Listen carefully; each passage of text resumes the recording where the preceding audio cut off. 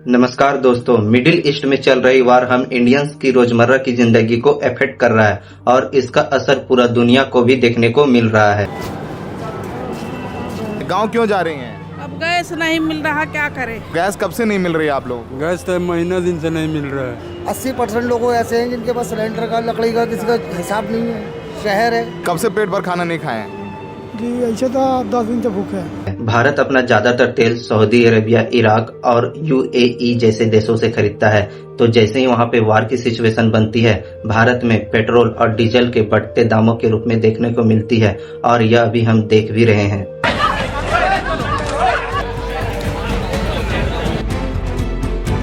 दो घंटा हो गया, हथौड़ 2 टंकी वहाँ तेल नहीं मिला, हरो 2 टंकी वहाँ तेल नहीं मिला। यहाँ आए तो ये हाल हो गया। फिर अब तेल होते नहीं बंद कर दिए। फिर सुबह से तेल ही खोज रहे हैं, मिल ही नहीं रहा तेल कहीं। जैसे ही लोगों को अंदाजा हुआ कि पेट्रोल के दाम बढ़ने वाली है, लोग पैनिक में जल्दी जल्दी फ्यूल भरवाने लगे, जिससे कई जगह भीड़ बढ़ गई और बढ़ते डिमांड के कारण पेट्रोल और डीजल के दाम और ऊपर चली गई। वहीं कई लोग ये भी मान रहे हैं कि डर के कारण जरूरत से ज्यादा पेट्रोल भरवा रहे हैं। एक व्यक्ति ने ये भी कहा कि 200 का पेट्रोल लेना था, लेकिन माहौल देखकर टैंक को फुल करवा लिया। मतलब ये पैनिक, ये डर देखिए। देश के कई इलाकों में, खासकर ग्रामीण इलाकों में, लोग रात से ही लाइन में लग जा रहे हैं। सुबह होते होते बड़े बड़े डिब्बे, कैन और ट्रैक्टर ट्रॉली में ड्रम लेकर पेट्रोल भरवाने पहुंच गए हैं। लोग एक बार में 45,000 तक का पेट्रोल डीजल खरीद रहे हैं। ऐसे में जाहिर है कि तेल की कमी तो होगी ही और सबको तेल नहीं मिल पाएगा। दोस्तों, डीजल महंगा होने का मतलब है ट्रांसपोर्ट महंगा, और जब ट्रांसपोर्ट महंगा तो हर चीज की कीमत बढ़ जाती है, जैसे सब्जी, दूध, राशन, ये सब। यानी कि सीधा असर हमारे जेब पर पड़ती है। और अगर ये वार और लंबी चली तो महंगाई और भी बढ़ सकती है। जब ड्यूटी नहीं जा पाएंगे तो गैस के लिए क्या खिलाएंगे बच्चों को?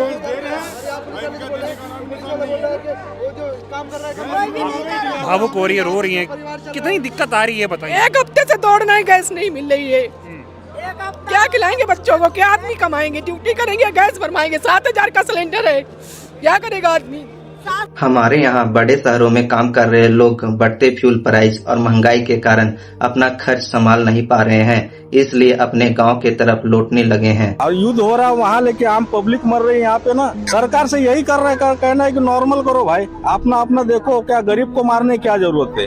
बहुत समस्या है। 2 डब्बा जर्नल लाओ लगा दीजिए। 700 रुपए दिहाड़ी है, 500 रुपए गैस कौन भराएगा? सरकार के बोलने से थोड़ी हो जाएगा। जो हुआ काम करने वाले आदमी को मिलेगा तो समझेगा ना कि हमारी सरकार हमारे पीछे है। अगर नहीं दे रही तो हम लोग क्या कर सकते थे।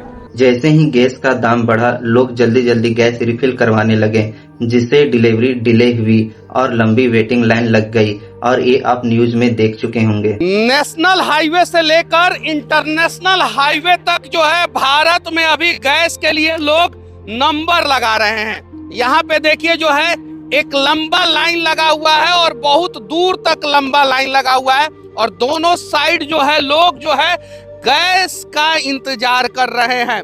कुछ लोग जो है रुमाल बांध के रखे हैं गैस में, कुछ लोग गमछा बांध के रखे हैं, और कुछ लोग जो है बोरा बांध के गैस में रखे हैं। और इन लोगों को उम्मीद है कि आज जो है उज्ज्वला योजना के तहत जो है सीधे डायरेक्ट जो है ललका सिलेंडरवा में जो है 14.2 केजी गैस जो है भर के मिल जाएगा। लेकिन गारंटी नहीं है कि मिलेगा कि नहीं मिलेगा। गैस का जो है शॉर्टेज जो है भारत में हो गया है, ऐसा लोग कह रहे हैं। और सरकार कह रही है कि सब कुछ भला चंगा है, कहीं कोई दिक्कत नहीं है। डीजल, पेट्रोल, गैस के लिए जो है कहीं कोई समस्या नहीं है। बहुत लोग सोच रहे हैं गैस महंगा हो गया तो इंडक्शन ले लेते हैं। तो मैं आप लोगों को अपना प्रॉब्लम बता रहा हूँ। अभी मैं 2nd ईयर का बैचलर हॉस्टलर हूँ और मुझे इंडक्शन लेनी है। जिस इंडक्शन को मैंने 22 जनवरी 2025 को 1299 में लिया था, आज उसी इंडक्शन का दाम 2699 रुपया हो गया है। आने की टोटल 1400 रुपए का फर्क, और यही महंगाई का असली असर है। जब आपको रोटी नहीं मिलेगी पेट में तो आप क्या कर सकते हो दुनिया में? ये मुझे बताओ। बिना आदमी किस लिए कमाता है? 2 रोटी के लिए।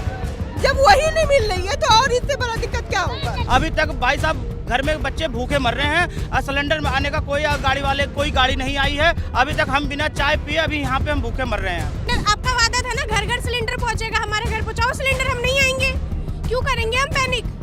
यही वादा था ना इनका कि चूल्हा हटाओ और LPG सिलेंडर हर घर घर पहुँचेगा। तो घर घर कहाँ पहुँच रहा है सिलेंडर? मैं भी विश्व हिंदू परिषद बजरंग दल का सेक्टर 8 का संयोजक हूँ। मैं आपसे इतना रिक्वेस्ट कर रहा हूँ कि इस गरीबों के बारे में सोचिए। बजरंग दल वाले भी लाइन में लग गए। जी बिल्कुल, ये हालात है। सुबह 4 बजे से यहाँ लाइन में लगे पड़े, बिना खाए पिए, बच्चे भूखे प्यासे। जब आपके पास नहीं है तो आप मना कर दो, टाइम दो उसे कि फला दिन आप आके ले जाना।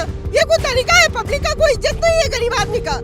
आप सबने न्यूज में देखा होगा कि डॉलर लगातार मजबूत हो रहा है, जिससे भारतीय रुपया कमजोर पड़ रहा है, जिससे इंपोर्ट महंगा हो रहा है और महंगाई लगातार बढ़ते जा रही है। कल तो टीवी लगाने से डर लग रहा था, क्योंकि हर आधे घंटे बाद रुपया 10 पैसे गिर जाता था, 50 पैसे गिर जाता था, 60 पैसे गिर जाता था। रुपया केवल एक कागज का टुकड़ा नहीं होता, रुपया केवल एक करेंसी नहीं होती। इस करेंसी के साथ देश की प्रतिष्ठा जुड़ी हुई होती है। जैसे जैसे करेंसी गिरती है वैसे वैसे देश की प्रतिष्ठा भी गिरती है। देखिए तो लगता है जैसे ये कल मतलब 30 मार्च की बात है, जब डॉलर के मुकाबले रुपये ने गिरने के सारे रिकॉर्ड तोड़ दिए। दोस्तों, ये वार सिर्फ मिडिल ईस्ट तक सीमित नहीं है, इसका असर सीधा हमारे जेब, हमारा खर्च और हमारी जिंदगी पर पड़ रहा है। इसलिए समझना जरूरी है कि ग्लोबल इवेंट कैसे हमारी जिंदगी को बदल देती है। Thank you.